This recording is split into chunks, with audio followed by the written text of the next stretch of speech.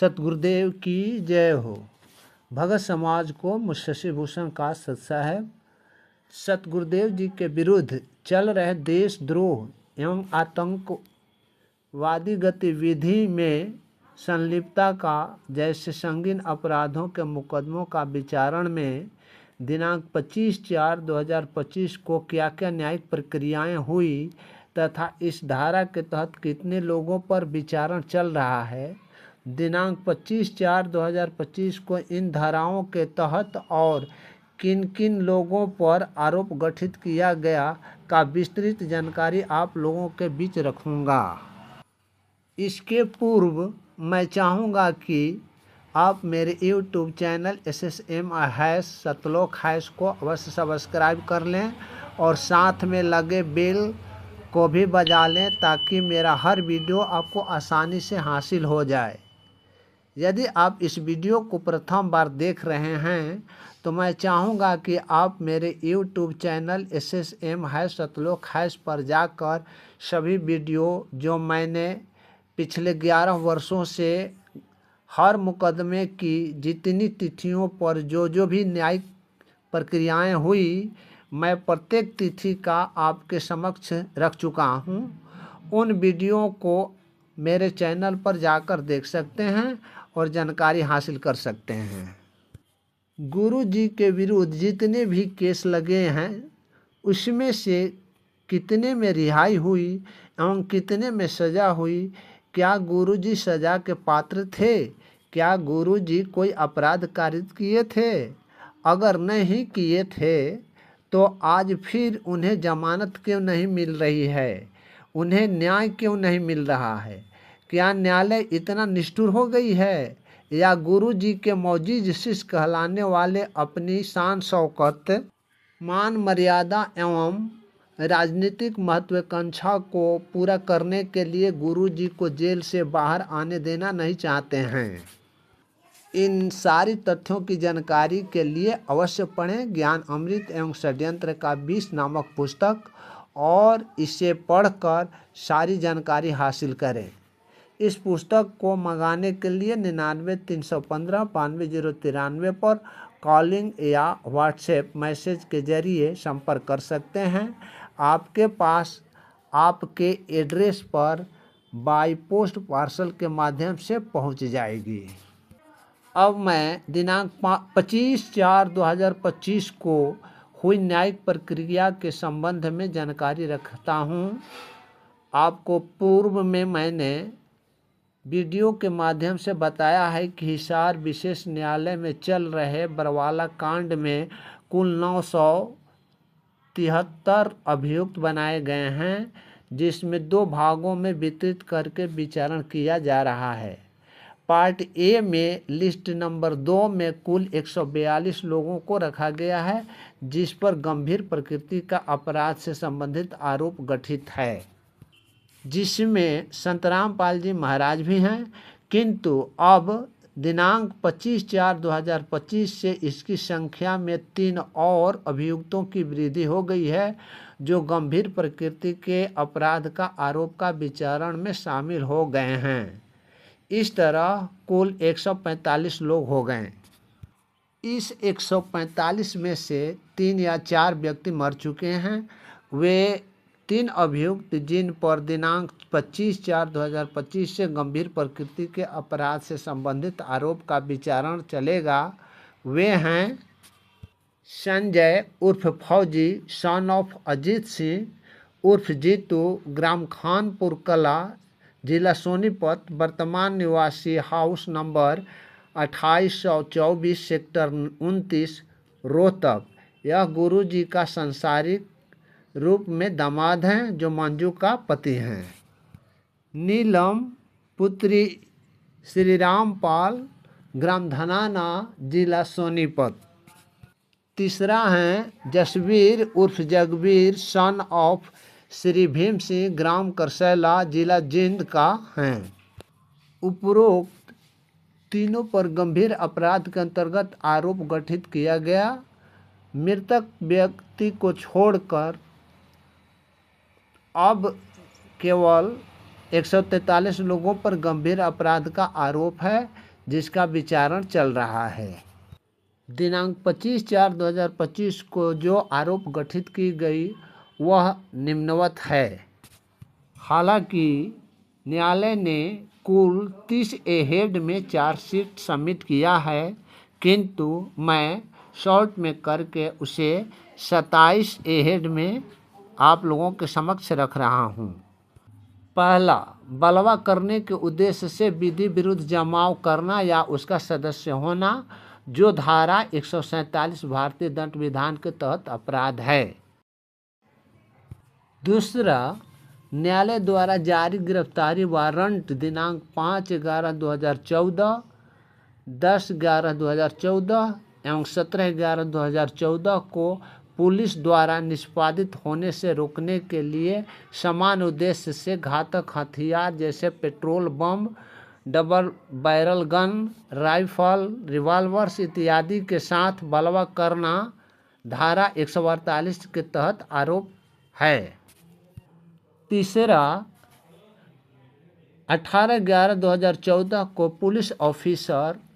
एवं कर्मियों को रोकने के लिए विधि विरुद्ध जमाव एवं घातक हथियार का प्रयोग करना धारा 149 के तहत आरोप है। सभी का समान उद्देश्य से विधि विरुद्ध जमाव करके उनके द्वारा गवाहों पर एसिड फेंककर गंभीर इंजरी पहुंचाने के लिए धारा 326A भारतीय दंड विधान के तहत आरोप गठित की गई है। पांचवां, अन्य सभी अभियुक्तों के साथ समान उद्देश्य से ऐसे विधि विरुद्ध जमाव के द्वारा बेईमानी से प्रेरित करना और बड़े पैमाने पर भगवान के रूप में पेश करके जनता को धोखा देना धारा 420 भारतीय दंड विधान का अपराध है, आरोप गठित किया गया है। छठा, समान उद्देश्य के साथ विधि विरुद्ध जमाव के द्वारा पुलिस पदाधिकारी एवं कर्मियों का विस्फोटक पदार्थ फेंककर जैसे पेट्रोल बम, फायरिंग एवं पथराव इत्यादि द्वारा जानलेवा आक्रमण करना जिससे पुलिसकर्मी जख्मी हो गए, ऐसे कृत्य जान से मार देने का प्रयास करना धारा 307 के तहत अपराध गठित की गई है। सातवां, आप सभी विधि विरुद्ध जमाव द्वारा समान उद्देश्य के साथ पुलिस कर्मियों को स्वेच्छा चोट पहुंचाकर उनके ड्यूटी का पालन करने से रोकना धारा 332 के तहत अपराध कारित किया है। आठवां, आप सभी विस्फोटक सामग्री, ईंट, पत्थर एवं फायर आर्म्स इत्यादि द्वारा गंभीर चोट पहुंचाना धारा 333 के तहत अपराध किया है। नौवां, आप सभी ने समान उद्देश्य से विधि विरुद्ध जमाव द्वारा आगजनी कर JCB crane number HR 56A 9871 जिसे पुलिस विभाग ने भाड़े पर अपने उपयोग के लिए लाई थी उसे एवं पुलिस जिप्सी को क्षतिकारित करना धारा 435 के तहत अपराध है। ये 10वां है, आप सभी ने इस विधि विरुद्ध जमाव के द्वारा समान उद्देश्य से लगभग 20,000 लोगों को सतलोक आश्रम बरवाला में बंधक बनाया, जो धारा 442 के अंतर्गत अपराध है। 11, आप सभी ने विधि विरुद्ध जमाव के द्वारा समान उद्देश्य के साथ पुलिसकर्मियों के कार्यों में बाधा पहुंचाना 353 के अंतर्गत अपराध है। 12, आप सभी ने अन्य अभियुक्तों के साथ मिलकर राज्य के विरुद्ध युद्ध छेड़ना धारा 121 के तहत अपराध गठित है। 13, आप सभी अन्य अभियुक्तों के साथ मिलकर राज्य सरकार के सिस्टम के विरुद्ध आपराधिक बल प्रयोग कर राज्य सरकार के विरुद्ध युद्ध छेड़ना 121A के तहत अपराध है।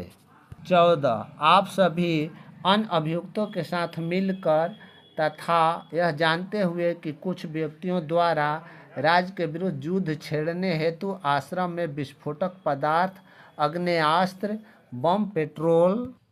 एवं हथियारों को इकट्ठा किए हैं, जानबूझकर इसके अस्तित्व को छुपाया है, जो धारा 123 के तहत अपराध है। 15, आप सभी जानते हैं कि डीएम हिसार ने दिनांक 11/11/2014 को बरवाला आश्रम के आसपास अंतर्गत धारा 144 सीआरपीसी लागू किया था तथा 500 मीटर के आसपास कोई भी व्यक्ति हथियार, गोली, जेली, गणासी, भाला, बर्छा, तलवार, लाठी इत्यादि का धारण नहीं करने का आदेश पारित किया था। ऐसे आदेशों का अवज्ञा आप सभी ने किया है, जो धारा 188 भारतीय दंड विधान के तहत अपराध है। आप ये 16वां पॉइंट था। आप सभी ने अभियुक्तों के साथ मिलकर विधि विरुद्ध जमाव के समान उद्देश्य की पूर्ति के लिए इस आशय से कि भारत की एकता, अखंडता, सुरक्षिता एवं संप्रभुता को धमकी देने या धमकी की संभावना के साथ कृत किया और विस्फोटक पदार्थ, फायर आर्म्स आदि का उपयोग करके लोगों के दिमाग में आतंकित हमला करने का इरादा रखना, जिससे लोगों की मृत्यु होने की संभावना या व्यक्तियों को चोट पहुंचाना या संपत्ति का हानि या क्षति पहुंचाने के लिए आपराधिक बल का प्रयोग करना तथा हमला करना, जिससे पुलिस की मृत्यु की संभावना हो सकती है तथा हजारों अनुयायियों को राज्य सरकार के विरुद्ध ढाल बनाने का कृत्य किए, ताकि सरकारी सेवक अपना कर्तव्य निष्पादित नहीं कर सके, जो धारा 16 असंवैधानिक गतिविधि अधिनियम 1969 के अधीन अपराध किया है। 17वां पॉइंट, आप सभी ने रामपाल और अन्य लोग जिनका ऊपर नाम अंकित है, जो कि भारतीय ट्रस्ट अधिनियम 1982 के तहत पंजीकृत कबीर परमेश्वर भक्ति ट्रस्ट एवं बंदी छोड़ भक्ति मुक्ति ट्रस्ट का गठन किया गया था और अपराध करने के लिए राज्य के खिलाफ एक साजिश रची गई थी, जो धारा 18 आतंकी गतिविधि संलिप्तता रोकथाम अधिनियम 1967 के अंतर्गत अपराध है। 18 पॉइंट, आप सभी द्वारा गठित कबीर परमेश्वर भक्ति ट्रस्ट तथा बंदी छोड़ भक्ति मुक्ति ट्रस्ट जो पंजीकृत की गई थी के सदस्य आतंकी गतिविधि के गैंग में इन्वॉल्व हैं, जो धारा 20 आतंकी गतिविधि सुरक्षा अधिनियम 1967 के अंतर्गत अपराध कारित किए हैं। ये 19वां पॉइंट है। आप सभी द्वारा गठित कबीर परमेश्वर भक्ति ट्रस्ट एवं बंदी छोड़ भक्ति मुक्ति ट्रस्ट के प्रभारी एवं सदस्यगण अपने व्यवसाय के संचालन के लिए जिम्मेवार हैं, जो धारा 16, जिसे अब संशोधन के द्वारा 22C कर दिया गया है, आतंकी गतिविधि अधिनियम के अंतर्गत अपराध है। पॉइंट नंबर 20, आप सभी के द्वारा पंजीकृत कबीर परमेश्वर भक्ति ट्रस्ट एवं बंदी छोड़ भक्ति मुक्ति ट्रस्ट का गठन किया, जिसमें अपने कब्जे में खतरनाक विस्फोटक पदार्थ एवं घातक हथियार रखना, विस्फोटक आग्नेयास्त्र अधिनियम, आर्म्स अधिनियम आदि के अंतर्गत ट्रस्ट के प्रावधानों के विपरीत कृत्य किया है, जो धारा 23 असंवैधानिक गतिविधि रोकथाम अधिनियम 1967 के तहत अपराध है। पॉइंट 21, आप लोगों ने दिनांक 18/11/2014 को अन्य अभियुक्तों के साथ मिलकर असंवैधानिक एवं घृणित कार्य विस्फोटक पदार्थ जैसे पेट्रोल बम आदि से हमला किया, जिसके कारण जीवन को खतरा, संपत्ति को काफ़ी क्षति पहुंची है, जो धारा 3 और 4 विस्फोटक पदार्थ अधिनियम 1908 के तहत अपराध है। पॉइंट नंबर 22, आप सभी अन्य अभियुक्तों के साथ अपने कब्जे में, अपने नियंत्रण में विस्फोटक पदार्थ जैसे पेट्रोल बम, किरोसिन इत्यादि इस आशय के साथ रखे थे कि जीवन को खतरे एवं संपत्ति को काफ़ी मात्रा में क्षति पहुंचाई जा सके, अपराध कारित किया है, जो धारा 4B